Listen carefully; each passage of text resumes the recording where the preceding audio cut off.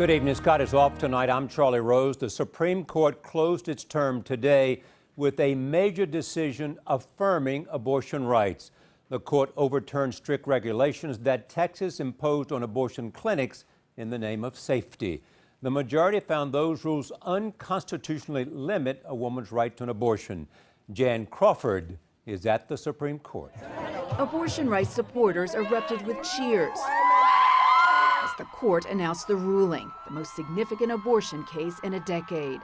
The 5-3 decision deeply divided the justices and turned on the vote of moderate Justice Anthony Kennedy. He cast a decisive vote with liberals, striking down the restrictive Texas law. The law required clinics to be like ambulatory surgical centers and said clinic doctors must have admitting privileges at local hospitals. Abortion rights supporters said those restrictions would cut the number of clinics in Texas by half to less than 10 in a state with 60 to 72,000 abortions per year. Texas passed the law in 2013 after horrific abuses came to light in the murder trial of Pennsylvania abortion doctor Kermit Gosnell. 12 other states passed similar laws saying they were necessary to protect women.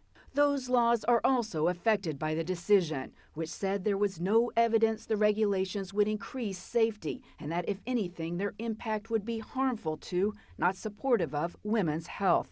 Texas seeks to force women to travel long distances to get abortion in crammed-to-capacity super facilities, where they are less likely to get individualized attention, wrote Justice Stephen Breyer, and find that quality of care declines. Nancy Northup, president of the Center for Reproductive Rights, hailed the decision as a game changer. And we will go forward in making sure that all of the laws that are blocking women's access to the constitutional rights will be overturned. But Carrie Severino, head of the Conservative Judicial Confirmation Network, said the decision was based on politics. This court has been so clear in their political leanings on this issue that I can't imagine an abortion regulation that they would uphold at this point. That's unfortunate.